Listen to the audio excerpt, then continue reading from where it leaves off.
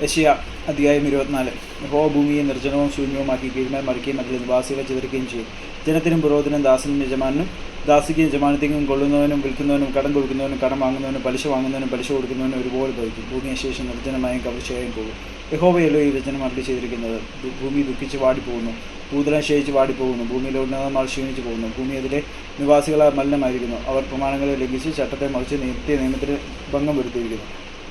അതുകൊണ്ട് ഭൂമി ശാപഗ്രസ്തമായി അതിൽ പാർക്കുന്നവർ ശിക്ഷ അനുഭവിക്കുന്നു. അതുകൊണ്ട് ഭൂവാസികൾ ദഹിച്ചുപോയി ചുരുക്കം പേർ മാത്രം ശേഷിച്ചിരിക്കുന്നു.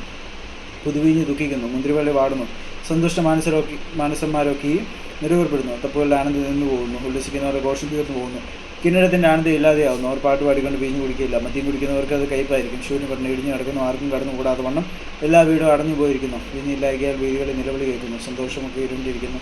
ദേശത്തിലെ ആനന്ദം പോയിപ്പോയിരിക്കുന്നു. പട്ടണത്തിൽ ശൂന്യത മാത്രം ശേഷിയിരിക്കുന്നു. വാതിൽ തകർന്ന് നാശമായി കിടക്കുന്നു. ഒലിവ് തല്ലും പോലെയും മുന്തിരിപ്പഴം പറിച്ചിട്ട് തീർന്നിട്ട് കാല പറക്കും പോലെയും ഭൂമിയുടെ മധ്യ ജാതികളുടെ ഇടയിൽ സംഭവിക്കുന്നു. അവർ ഉച്ചത്തിൽ ആർക്കും യഹോവയുടെ മഹിമ നിമിത്തം അവർ സമുദ്രത്തിൽ നിന്ന് ഉറക്കെ ആർക്കും. അതുകൊണ്ട് നിങ്ങൾ കിഴക്ക് യഹോവയെയും സമുദ്രതീരങ്ങളിൽ ഇസ്രായേലിൻ്റെ ദൈവമായ യഹോവയുടെ നാമത്തെയും മഹത്വപ്പെടുത്തുകയും നീതിമാനും മഹത്വം എന്നിങ്ങനെ ഭൂമിയുടെ അറ്റത്ത് നിന്ന് കീർത്തനം പാടുന്നു ഞങ്ങൾ കേട്ടു. ഞാനോ എനിക്ക് ക്ഷയം, എനിക്ക് അയ്യോ കഷ്ടമെന്ന് പറഞ്ഞു. ദ്രോഹികൾ ദ്രോഹം ചെയ്തിരിക്കുന്നു, ദ്രോഹികൾ മഹാദ്രോഹം ചെയ്തിരിക്കുന്നു.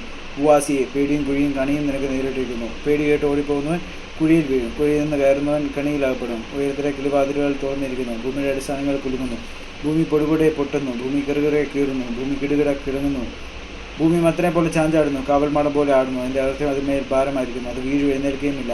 എന്നാൽ യഹോവ ഉയരത്തിൽ ഉന്നതമാരുടെ സൈന്യത്തെയും ഭൂമിയിൽ ഭൂവാലന്മാരെയും സന്ദർശിക്കും. കൊണ്ടരെ വിലങ്ങുകാരെ പോലെ അവരെ ഒന്നിച്ചുകൂടി കാരാഗൃഹത്തിൽ അടക്കുകയും ഏറിയ നാൾ കഴിഞ്ഞിട്ട് അവരെ സന്ദർശിക്കുകയും ചെയ്യും. സൈന്യങ്ങൾ യഹോവ സിയോൻ പർവ്വതത്തിലും യെരൂശലേമിലും വാഴുകയാലും അവൻ്റെ മൂപ്പന്മാരുടെ മുമ്പിൽ തേജസ് ഉണ്ടാകിയാലും ചന്ദ്രൻ നാണിക്കുകയും സൂര്യൻ ലജ്ജിക്കുകയും ചെയ്യും.